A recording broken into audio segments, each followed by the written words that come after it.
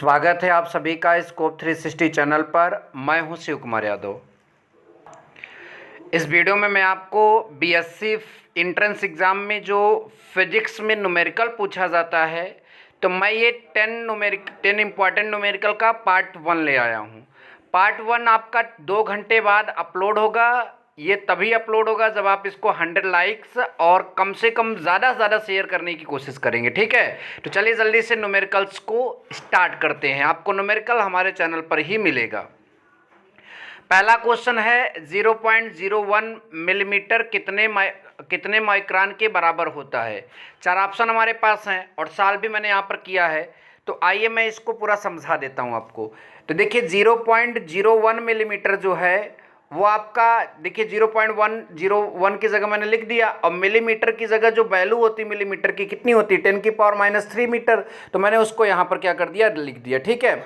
अब सिंपली ये आपका 0.01 जो है, आप ज़रा ध्यान दीजिएगा, इसको हम 10⁻² लिख सकते हैं, और ये जो आपका ये वाला चीज़ है उसको वैसे ही नीचे यहाँ पर लिख दिया, और 10⁻² और 10⁻³ कितना हो जाएगा, 10⁻5 हो जाएगा। यहाँ तक देखिए। अब माइक्रोन तब आएगा जब 10⁻6 होगा। उसके लिए आप इस 10⁻5 में किससे गुणा करेंगे, उसके लिए आपने यहाँ 10⁻5 में 10⁻1 से गुणा करेंगे तो 10⁻6 हो जाएगा। और जब 10⁻1 का गुणा करेंगे तो आपको 10 से भी गुणा करना पड़ेगा। तो 10⁻1 का गुणा 10⁻5 में कर दिया, 10⁻6 हो गया, और आपको 10 का भी आपने गुणा किया तो ये आपका बगल लिखा है। अब 10⁻6 की जगह आप म्यू लिख दीजिए, म्यू मतलब माइक्रोन, और 10 अपनी जगह पर है। तो टोटल ये सॉल्व करने पर आया आपका कितना, 10 माइक्रोन। आई होप कि पहला प्रश्न आप सभी को अच्छे समझ में आ गया। चलिए दूसरा देखते हैं, 1 मिनट में कितने माइक्रो सेकेंड होते हैं। तो 1 मिनट बराबर, पहले आप सेकेंड को देख लो कितना होता है बच्चा, तो 60 सेकेंड होता है, कोई डाउट नहीं, 60 अपनी जगह पर है। अब सेकेंड को आपको माइक्रो सेकेंड बदलना है, ठीक है। तो देखिए माइक्रो की वैल्यू होती है 10⁻6, तो माइक्रो सेकेंड तभी लिखा जाएगा जब 10⁻6 सेकेंड हो। तो 10⁻6 यहाँ पर तो पहले से था नहीं, तो आप क्या कर रहे हो, 10⁻6 का यहाँ पर क्या करोगे, गुणा करोगे, ठीक है। तो 10⁻6 का आपने गुणा किया, सेकेंड तो पहले से था, तो 10⁻6 का भी आपको गुणा करना होगा। अब देखिए अब क्या होगा यहाँ पर, अब देखिए ये आपका 60 को हम 6.0 लिखेंगे तो वहाँ 10⁻1 आएगी, और वो 10⁻6 में जुड़ जाएगी, 10⁻7 हो जाएगा। और 10⁻6 सेकेंड को हम क्या लिख देंगे, माइक्रो सेकेंड। तो ये आपका जवाब हो जाएगा, जिसमें ऑप्शन नंबर बी आपका करेक्ट हो जाएगा। आपको ये प्रश्न भी समझ में आया हो तो स्क्रीनशॉट भी आप ले सकते हैं। नंबर नेक्स्ट, इस तरह के मैंने 2 प्रश्न यहाँ पर बनाकर रखे हैं, और याद रखिए इस तरह का प्रश्न आया कि तो छोड़कर नहीं आना है। एक जीवाणु का आकार 1 माइक्रोन है, 1 मीटर में जीवाणुओं की संख्या आपको बताना है। तो देखिए ध्यान से समझिए क्या लिखा है, एक जीवाणु का आकार 1 माइक्रोन, तो हमने यहाँ पर 10 लिख दिया गलती से, लेकिन आप इसको क्या समझेंगे, 1 माइक्रोन।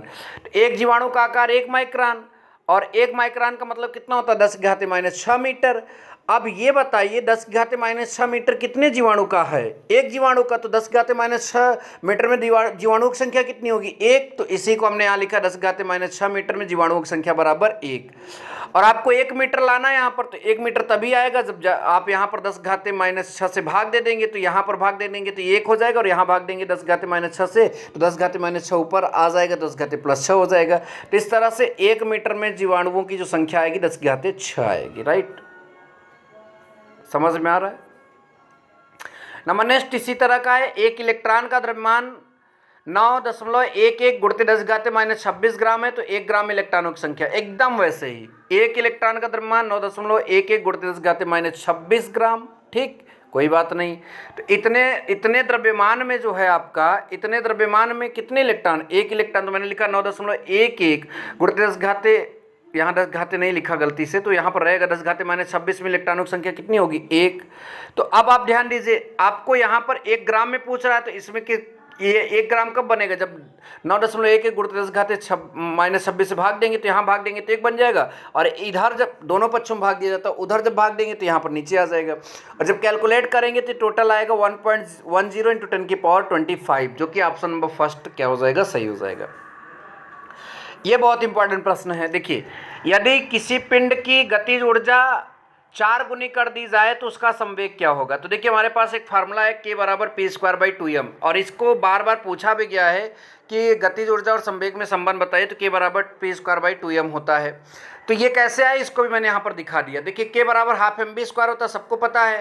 तो हमने ऊपर वाले एम में एक और एम का गुणा कर दिया, तो नीचे भी एम का एम से भाग भी देना पड़ेगा। तो ऊपर वाला एम में जब गुणा होगा तो एम स्क्वायर बी स्क्वायर, नीचे एम आ गया। एम स्क्वायर बी स्क्वायर को हमने एम बी स्क्वायर का होल मतलब एम बी का होल स्क्वायर कर दिया। एम बी की जगह हम संवेग पी लिख सकते हैं, तो पी स्क्वायर नीचे आपका 2m। तो इस तरह से आता है। आप बढ़ा किसको रहे हो, आप बढ़ा रहे हो गतिज ऊर्जा 4 गुनी कर दिया जाए, तो यहाँ पर आपका संवेग पूछ रहा है कितना हो जाएगा। ठीक है, तो संवेग यहाँ पर पूछ रहा है कि उसका संवेग। तो देखिए ये के बराबर के प्रोपोर्शनल पी स्क्वायर है। अगर हम ये स्क्वायर इधर भेज देते हैं गतिज ऊर्जा की तरफ से तरफ ये स्क्वायर आपका भेज देते हैं, तो जाहिर सी बात है यहाँ पर आपका एक सूत्र जो बनने जा रहा है वो हो जाएगा पी प्रोपोर्शनल अंडर रूट के। बहुत ध्यान समझिएगा, पी प्रोपोर्शनल क्या बनेगा, अंडर रूट के बनेगा। अब गतिज ऊर्जा कितना कर दिया जा रहा है यहाँ पर 4 गुना, तो यहाँ आप 4 रखेंगे तो 4 का वर्गमूल कितना आ जाएगा 2। तो यहाँ पर जो आपका संवेग होगा वो कितना हो जाएगा 2 गुना हो जाएगा, याद रखिएगा। ठीक है, संवेग कितना हो जाएगा आपका 2 गुना हो जाएगा। चलिए आगे देखते हैं। 10 किलोग्राम की वस्तु को पृथ्वी के गुरुत्व बल के विरुद्ध 10 मीटर उठाने में किया गया कार्य, तो वो उसकी स्थितिज ऊर्जा के रूप में संचित हो जाएगा। फार्मूला होगा mgh। तो m कितना 10 किलोग्राम, h कितना है 10 मीटर उठाएंगे, तो g का मान 9.8 रख दिया गया। टोटल सॉल्व करेंगे तो 980 जूल आ जाएगा। चलिए नेक्स्ट क्वेश्चन देखते हैं जल्दी से। ये प्रश्न है, एक पिंड पर 40 न्यूटन का बल लगाने से वह बल की दिशा में 60 अंश के कोण पर 10-20 मीटर विस्थापित हो जाता है, कृत कार्य ज्ञात करना है। तो वैसे तो डायरेक्ट फार्मूला होता है W बराबर एफ डी कॉस थीटा, लेकिन ये देखिए बल की दिशा में मतलब देखिए जब बल उस पर लगाओगे, ध्यान दीजिएगा 60 अंश के कोण पर जब आप बल लगाओगे तो ये आपका 60 अंश का कोण है, तो ये वाला फोर्स 2 घटक में बढ़ जाएगा। एक ये घटक हो जाएगा और दूसरा ये हो जाएगा।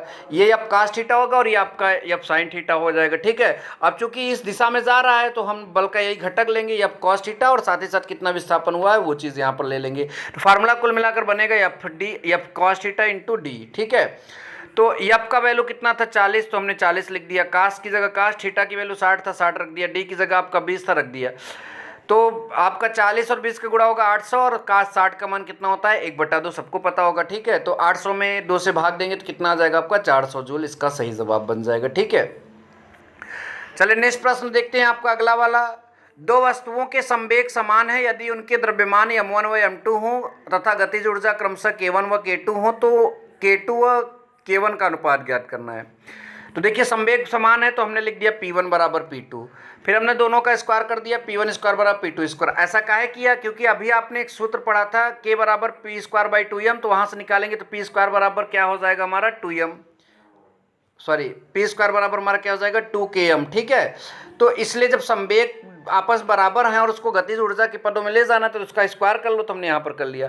अब जब P स्क्वायर बराबर, ध्यान से देखिए, जब P स्क्वायर बराबर 2km है तो P1 स्क्वायर बराबर 2k1 m1 हो जाएगा और P2 स्क्वायर बराबर 2m2 हो जाएगा। 2 से 2 कैंसिल हो जाएगा, ये k1 जो है k2 के नीचे जाएगा और ये m2 जो है m1 के नीचे आएगा। तो k2 बटा k1 बराबर क्या हो जाएगा m1 बटा m2 आ जाएगा। तो ये आपका कौन सा ऑप्शन में है, पहले ऑप्शन में है, यही आपका क्या हो जाएगा सही जवाब बन जाएगा। ठीक है, ये आपका सही जवाब बन जाएगा। चलिए नेक्स्ट देखते हैं। आपका टेम्परेचर से उठाया गया क्वेश्चन है, अभी हाल ही में उठाया गया, मतलब तुरंत लिख लाए हैं आपके पास। केल्विन पैमाने पर ताप 240 केल्विन हो तब सेल्सियस पैमाने पर ज्ञात कीजिए। तो देखिए ये एक संबंध आपके सामने यहाँ पर मैंने लिख दिया है, C/5 बराबर या -32/9 K -273/5, ये केल्विन, फ़ारेनहाइट और डिग्री सेंटीग्रेड में संबंध है। ठीक है, तो हमें चूंकि डिग्री सेंटीग्रेड और केल्विन के बीच में यहाँ पर कन्वर्जन करना है, एक दूसरे में परिवर्तन करना है, तो इसलिए हम यही दोनों पद लेंगे। तो इसके नीचे 5 उसके नीचे 5, 5 गायब हो जाएगा। तो जाहिर सी बात है C बराबर क्या आ जाएगा आपका K -273। अब C की वैल्यू ज्ञात करना है, K का तो दिया है, तो K का मान कितना दिया 240, हमने K की जगह रख दिया, 273 की जगह 273 रख दिया। ध्यान दीजिए। ठीक है, और 240 में जब 273 आज घटाओ चाहे कल घटाओ चाहे परसों, आपका आएगा कितना -33 डिग्री सेंटीग्रेड। ठीक है, तो C बराबर आपका आया -33 डिग्री सेंटीग्रेड। चलेंगे नेक्स्ट क्वेश्चन की ओर। 40 डिग्री फ़ारेनहाइट का सेल्सियस पैमाने पर मान ज्ञात कीजिए। उसी फार्मूले से यहाँ पर सी एफ माइनस 32/9 बराबर सी बटा 5 हमने ले लिया। एफ की जगह 40 फ़ारेनहाइट की रख दिया और 32 पहले से था, 9 नीचे था, सी बटा 5 लिख दिया। ठीक है, और 40 में से 32 घटाओगे 8 बटा नीचे 9 बराबर सी बटा 5, 5 का गुणा 8 में होगा 40, तो सी बराबर कितना हो जाएगा 40/9 डिग्री सेंटीग्रेड। तो इस तरह से इस वीडियो में इतने प्रश्न आपको बताए गए हैं। वीडियो जरा सा भी अच्छा लगा हो तो लाइक ज़रूर कर देना, और अगला वीडियो पाने के लिए मैंने पहले से बोला कि लाइक की संख्या 100 और आपका जो शेयर है वो भी आपका ज़्यादा से ज़्यादा होना चाहिए। ठीक है, थैंक यू सो मच। जय हिंद, वंदे मातरम।